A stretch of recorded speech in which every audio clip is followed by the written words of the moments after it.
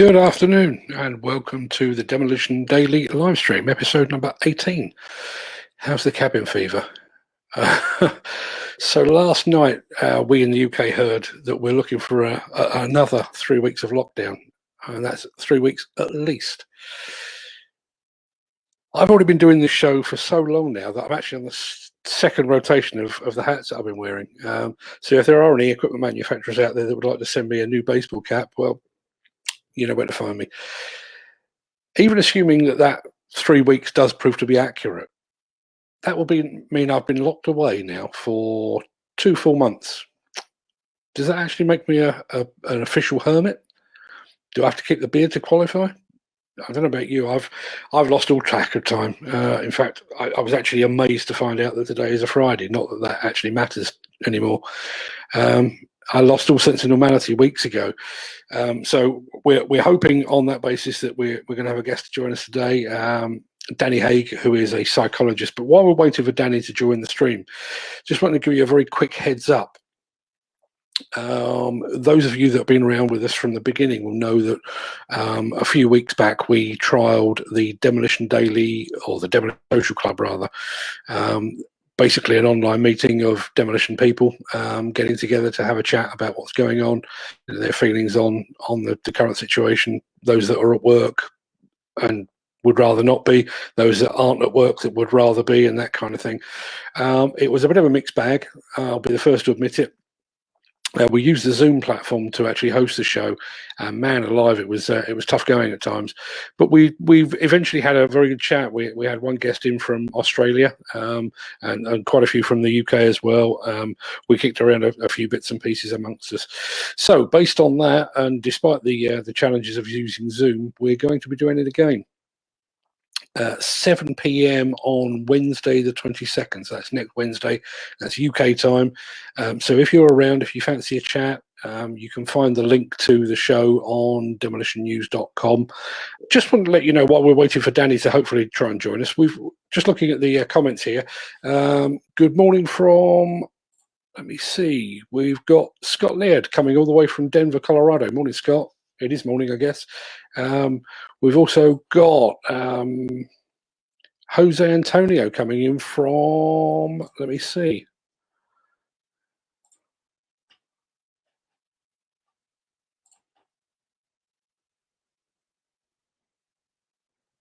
For some reason I can't display that one, but we've got Jose Antonio coming in from Spain as well, which is good to see. Scott, just got your message there. Not sure if that's going to display.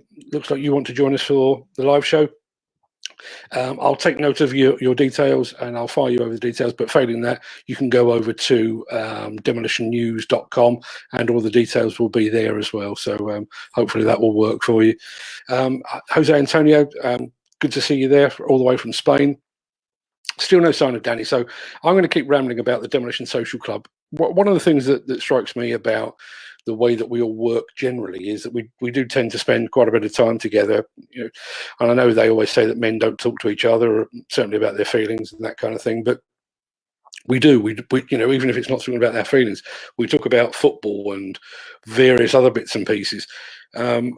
So the basic idea behind the Demolition Social Club was basically just to give people an opportunity to get together and try and replace some of the bands that they would normally have, and I mean, effectively just try and keep the chat going. I've just had a message again from Danni. I do apologise for the delay. It's a very, very strange one that's going on at the moment. I don't really know what is going on. Yeah, she's struggling to get online. So yeah, I mean, the basic idea of the Demolition Social Club is just to try and act as a temporary substitute for that chat that we would normally have day in and day out. What I want to do, I'm going to pause just for a second, just to see if I can get Danni on, because what she's got to say and some of the subjects she will be covering are very, very valuable. So if you can just bear with us for a minute or two, and I'll come back to you. Right, my apologies. I've just resent Danni the link, and I'll be keeping my fingers crossed that she can actually join us. Just trying to get a handle, really. Obviously, we've got a few people from a few far-flung locations. Interested to know, Scott and Jose Antonio, are you still at work, guys? Are are you still doing your thing, or are you on lockdown as well? It's a real mixed bag here in the UK. And we've got an even stranger situation in that we've got some people that came out of work and went into lockdown almost immediately, but have since gone back. And then we've got some that seem to fight against going into lockdown and have subsequently gone into lockdown. So it really is a mixed bag, and we're not getting particularly clear messages, certainly here in the UK from government, from the health and safety executive. So I'll be interested to know just what the guidance is that you're getting over there. I mean, obviously, Jose Antonio, I would imagine things are very, very difficult there. I mean, I know Spain is suffering very, very badly with the COVID outbreak. I was speaking to a couple of friends in Italy just this morning, and obviously they have. I think they were one of the first and the hardest hit in the outbreak as well. So I can imagine things are pretty tough over there in Spain right now. So I wish you and your family well. Still waiting for Danni to join us. Unfortunately, that's one of the downsides of going live, I guess. Maybe it's probably easier to do these things and just record them and put them out as a recorded item afterwards. One thing which you may see on Demolition News now, I mean, speaking of this, the mixed messages that we're getting. We did report very early on, back in one of the first episodes of the Demolition Daily Livestream, this notion of demolition contractors and demolition workers effectively being forced to work, cajoled and bullied and as I say, forced into working by clients and main contractors and that kind of thing. It's taken a long while for the health and safety executive to catch on, but there is now a pressure on the health and safety executive to create an online form for whistleblowers. Now, if you have a look at demolitionnews.com, it's one of the first stories on there today. There is now a form there. It's not particularly straightforward to follow, as far as I can see.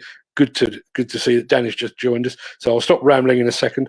But if you have a look at demolitionnews.com, you will be able to see that form. So if you are being forced to work against your better judgment, then you may want to go and have a look at that. So now that I can see Danni's over in the side there, I just wanted to do a very quick introduction before I bring her onto the stream.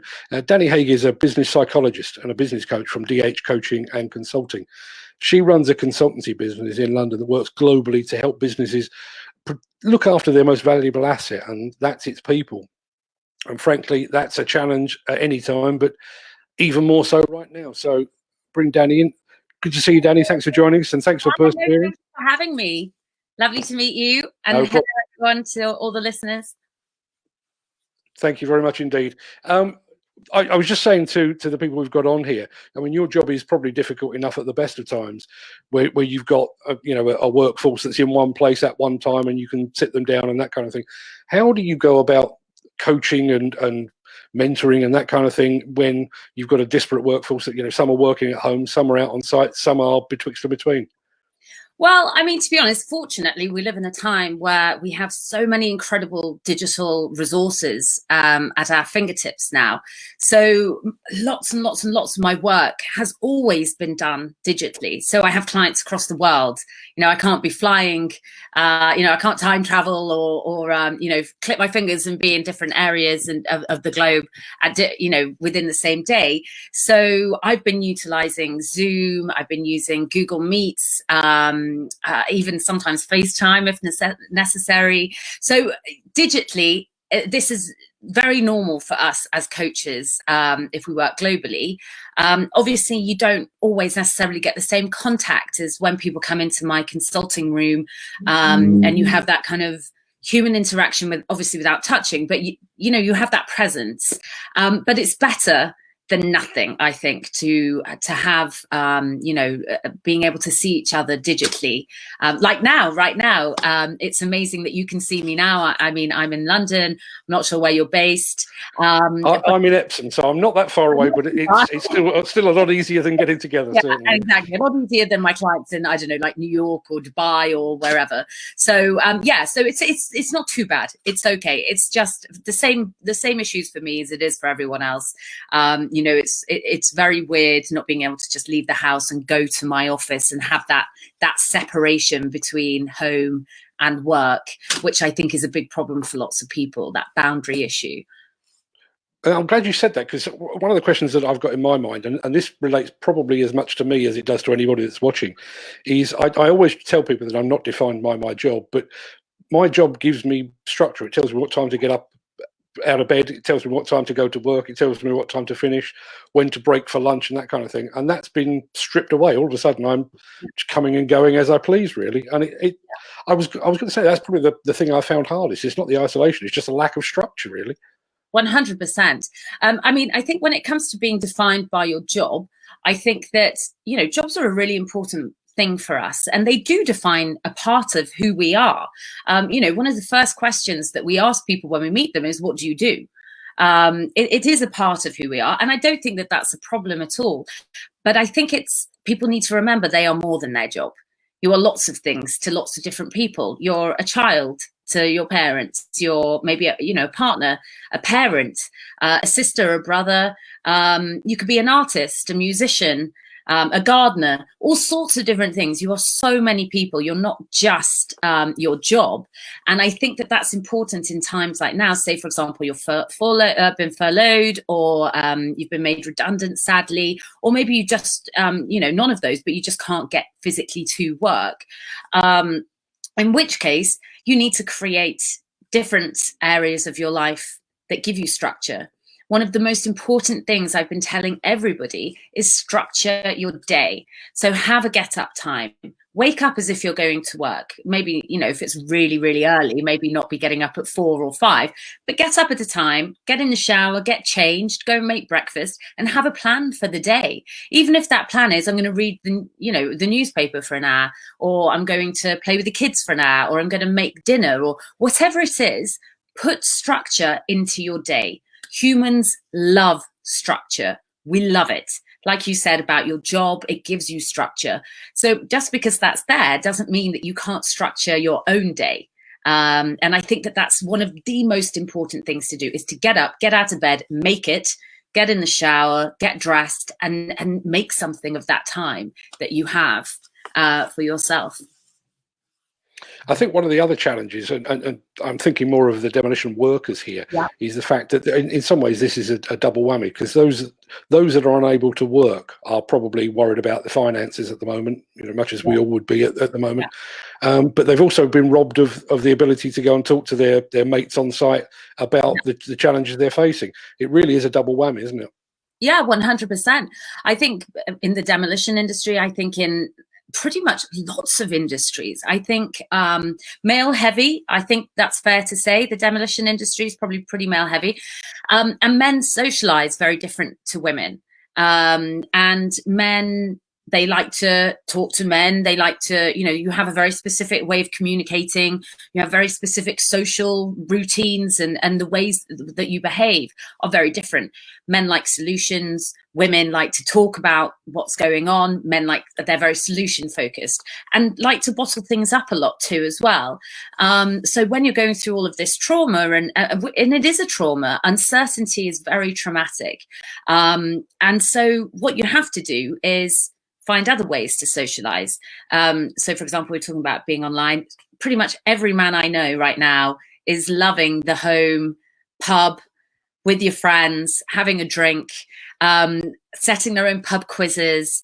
I know that I was talking to my brother, asking how he was, and he was saying how him and his friends, it wasn't just about what was going on in the world, pub, just general quiz questions and stuff. They were talking about what was going on in their lives, having a laugh and a joke about it. But it was a way of opening up and actually communicating what they were feeling without, sitting and having a therapy session, essentially. And I think that, taking that time to create your community around you in a digital way is still possible. Whilst we're not necessarily working together. There are probably, people that you like spending time with outside of work, from work. So why not arrange for all of you to have a digital, a drink or dinner? I don't know, maybe not dinner, but, have a drink together and a chat, and just have that time for yourselves. Yeah, absolutely. I guess one of the things you've just said, men do bottle things up, and I think one of the challenges that some guys will face is, if you're working side by side with somebody all day, you have the opportunity to possibly slip something into conversation about how you're feeling or the challenge you're facing. You know, I don't know too many men that would actually pick the phone up and say, I'd like to talk to you about this financial problem that I'm facing, and because that's just not how men work, is it? You know? You're absolutely right. It is not how men work. And I actually have spoken to so many men, because I don't know what goes on inside a man's brain. I'm not entirely sure I want to know. But if it's any consolation, the feeling's mutual, I can tell you. But I mean, I jest. But so I have to ask men, like, how do you feel? How do you handle these situations? And men say have very different results. And I hear from my girlfriends, you know, how their husbands are behaving at home, what the challenges are that people are facing with regards to men's reactions to situations. And I agree. I don't think that men would call up another man and say, hey, can you help me out with this issue? Or let's talk about it. But if you are having, you know, a guy's night and you're all having a couple of drinks and you're feeling relaxed, it's your own personal space, and you're laughing and joking, that when you might have slipped those things into conversation on site, maybe you would do that in that conversation when you feel safe and, you know, with your friends who you trust to talk to, without, as I said, it feeling like, you know, like a mother's meeting, sitting around discussing things. It's more just natural pub talk, really, I suppose. Yeah, absolutely.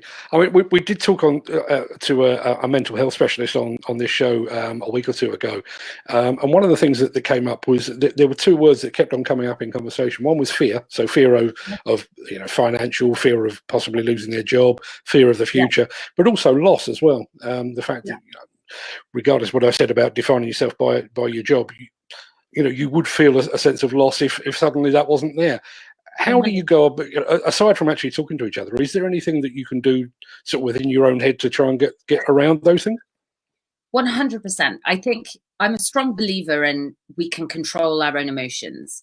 I think that people think their emotions are runaway and they just have a life of their own. And it's not the case at all. Most of what happens is, and I'm not sure what was said with the other mental health specialist, but essentially fear is our knee-jerk response to most things that we don't know. So what's happening right now is a lot of unknown. So our knee-jerk response is our fear response. It's our fight or flight. So we suddenly, rationality goes out the window and we're led by our emotions.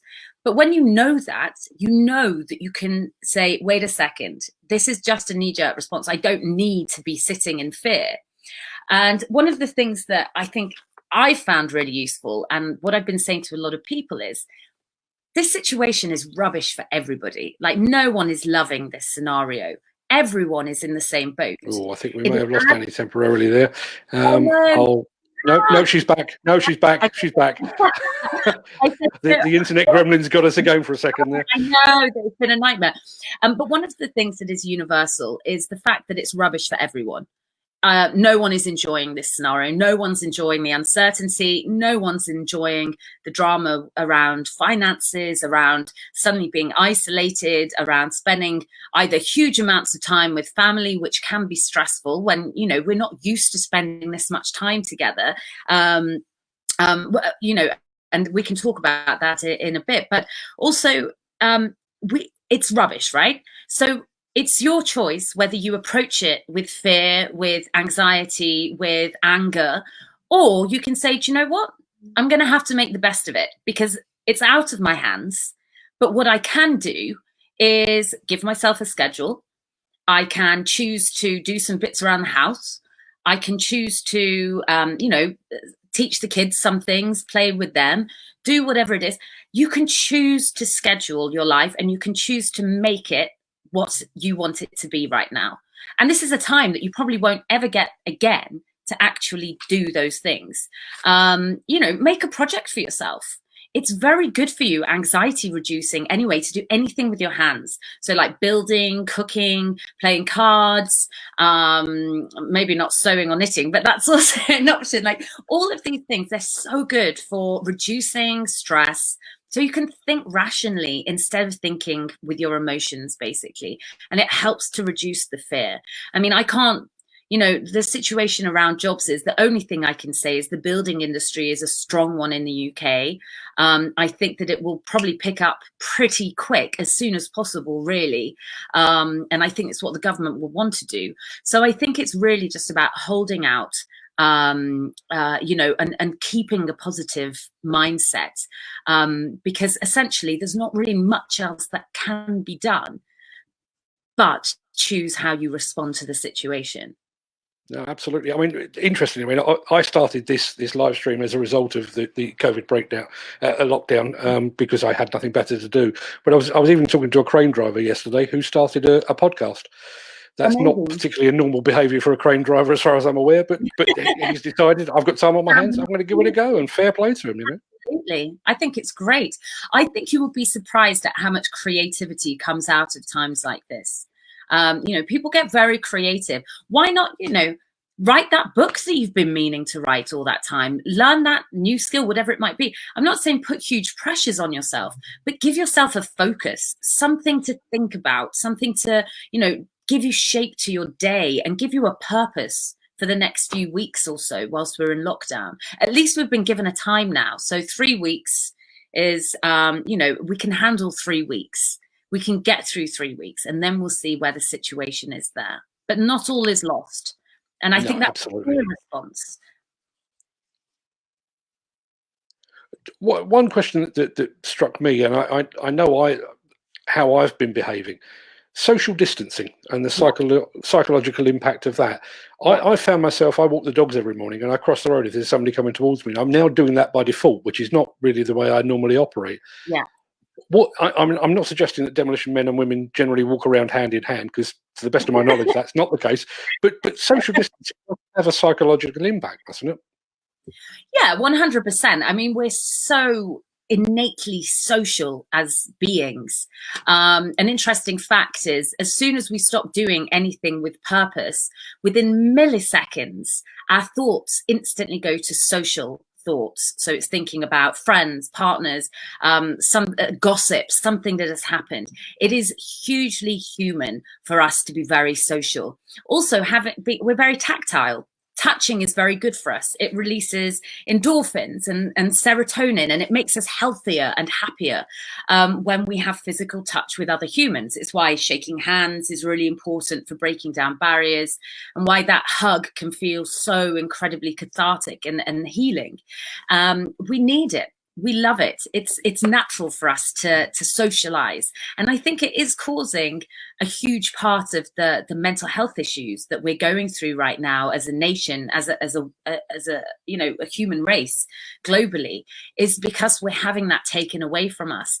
One that if you're living with your family, you know, just having a hug and holding your family can really, really help a lot. Like if you're, say, for example, if you're living on your own, the best thing that you can do is have FaceTime, Skype with your loved ones, your friends.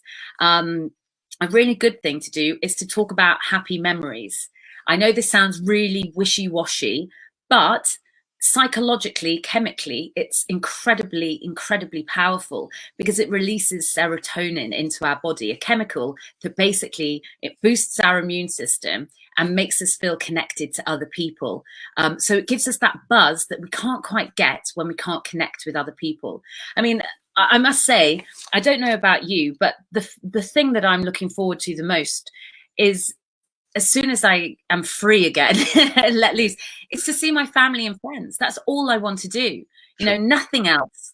Nothing about, you know, no shopping, no this, no that. I couldn't give, you know, care less. It's my family and friends that I want to see. And that's because and I think everyone says that, and that's because we are so social as humans. And I think one good thing we can take from this entire scenario is our appreciation for our family and friends, and how much we love them and, you know, treasure and need them in our lives. And I think it's a really positive thing that we're going to take from this whole scenario, is that connection that we have with people. See, while you were talking there, one of the things that struck me, I've not done it myself. If you could see me from the neck down, you'd realise I wasn't doing it myself. But obviously, Joe Wicks has had a lot of coverage on the fact that he's doing sort of daily PE classes for sort of physical well-being. But we don't actually have an equivalent to that for mental well-being at the moment, do we? As far as I know, anyway. No, we don't. I mean, I personally, I have all of my clients, obviously, and trying to support them. And I run a lot of workshops for organizations and things. I'm also trying to set up my own page. It's very time consuming, of workshops for everybody to access completely free on YouTube. And you're absolutely right. We don't exercise these things. I think it's becoming more and more apparent a lot over the last 5 years or so. Mental health support has become a big thing, and people are becoming more aware and happier to talk about it. And I think that's really important. I think now we need to keep moving that forward and actually talking about mental health. You know, it's not a taboo. It's exactly the same as saying, like, oh, I've hurt my foot, to saying, you know, I don't feel very good today. You know, I have all of these tools to my disposal. I've spent 10 years studying mental health and the brain and everything. I've had down days too. You know, I felt like, God, I don't want to do this today. I don't want to, you know, I don't want to get out of bed. And I have access to all of these things. I know how the brain functions, and I've still had that happen to me. So of course, if we're not educating, we don't talk about it, it's going to happen more and more. So I think it's really important that we talk about it on channels and platforms such as this, and also realize that if we Google, there are so many resources at our fingertips that we can sit and talk about mental health and learn. Because as soon as you become aware of lots of things about the way we think about certain things and the way that we behave, when you understand, that is when you can learn how to adjust and change and develop new coping strategies or thought processes and things like that. So, you know, don't be scared to think, do you know what, I don't feel great right now. I've got a couple of symptoms. Let's do a quick search and see what it is. You know, it's ubiquitous. We all have mental health the same way we all have physical health. So, you know, it's just about taking some time for yourself and just, you know, learn a little bit about why you're thinking certain things. And hopefully that will, you know, begin to help. And you can, you know, develop your own mental strength and resilience moving forward. One of the things that's occurred to me, and I don't want to get too far ahead of myself because I'm still not entirely convinced that 3 weeks to the end of the lockdown is actually hard and fast. But I know when I come back off a 2-week vacation, it takes me forever to get back into the swing of things. By the time 3 weeks is up, I'll have been off work for 2 months, and I won't be alone in that. How do you get back into the swing of things? Does that go back to trying to maintain a schedule while you're on the downtime? 100%. I'm a strong believer, and even if you don't have to get up for work, I'm not necessarily saying, you know, if you do have really, I know lots of, in the construction industry, you work quite, you start quite early. I actually used to work in the construction industry, by the way, project management, construction. So I know a little bit about it. And you have really early starts sometimes. So I'm not saying, you know, get up at 4 in the morning if you don't have to, but at least get up at the same time every day. Try and get some exercise, make yourself physically tired if you can, and put things in place. As I said, have a plan for the day. It makes the day so much more fruitful. You feel like you've achieved something. When you work in demolition, it's the same as when you work in construction generally. You see the results and the fruits of your labor physically in front of you, right? So you're used to seeing those kind of things. So if you turn like little projects around the house for yourself, that gives you that sense of achievement that you're so used to having, that's now been taken away from you. So, you know, or even just a bloody, like a jigsaw puzzle or something. Where you're talking to the demolition industry now. You can swear as much as you like. I normally do, mainly at the technology, actually. So just do something where you can physically see the results of your labor, because that's what you're used to seeing. And it gives you that sense of reward every day. You're like, look what I've just done. You know, you've achieved something and it's physically there in front of you. So do the same at home. Write yourself a little list. Give yourself an hour a day or 2 or however long you need to do something for yourself that gives you that sense of achievement. And, you know, you're actually benefiting as well from it directly. And I think you will find that you'll keep that structure a lot easier. And then scheduling stuff for yourself in the evening as well. So it's not just sitting in front of the TV, maybe, you know, sit with the kids, have a Skype with the grandkids, whatever it is, you know, have that connectivity time that is so important for humans to keep, you know, with your wife or your partner or whoever it might be. Have a conversation, cook dinner together. I know it's an unusual, you know, it's not something you might normally do. You would be surprised at how cathartic it is to cook. I know lots of men like cooking because they see it as a stress release, whereas women tend to see it as a chore. So men get a lot more out of cooking than women do generally, which is a handy. I'm glad you mentioned that, because just before we came on air, I was reading your article about serotonin and the importance of diet at times of crisis. I will add a link to that in the show notes when we put the recorded version up. But can you explain that? I mean, I've basically been living on crisps and biscuits for the last 4 weeks, so I probably need all the help I can get right about now. Okay, so basically, there are different hormones in our bodies, and there are happy hormones, and we can hijack those happy hormones by doing certain things, acting out certain behaviors, by eating certain things. So imagine that one of the happiest times of your life. Remember when, I don't know, like the first time you fell in love, or the first time you did your favorite hobby, or had your favorite meal, or something just that was amazing for you as an individual. That feeling that you had, you can recreate yourself. It's that simple. Imagine you've got your favorite meal in front of you right now. If I asked you to sit, close your eyes and imagine it, imagine what it smells like, what it's going to taste like. What will happen is your tummy will start to rumble, your mouth will start to salivate, because your body is reacting to what you're thinking about. So you can do the same with most things. If you think about something enough, your body will react to it as if it's there. So if you want to feel happy, if you want to feel positive, productive, motivated, you have to essentially hijack the way that you're thinking. And one of the good ways of doing that is through the food that we eat. So people don't realize that we have a lot of hormone production within our gut, essentially. So if you eat certain foods, it's going to encourage those happy hormones to come through your body. So it's things like eggs, cheese, pineapple, there's a whole list, nuts and all sorts of different things. And they actually help produce serotonin, which is one of your happy hormones that regulates your sleep.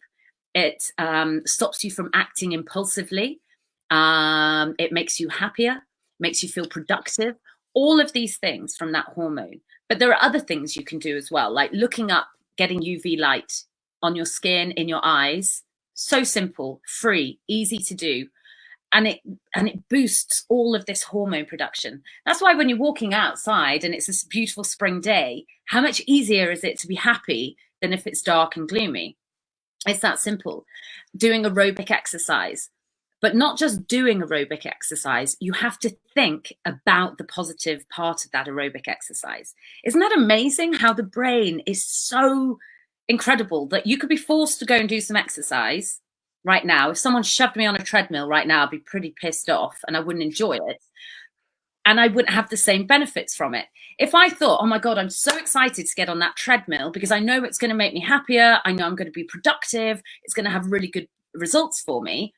The body will react in a much more advanced way that will actually make it more positive for the body. So you'll be happier. The serotonin will be released. If you're forced into it, it doesn't happen.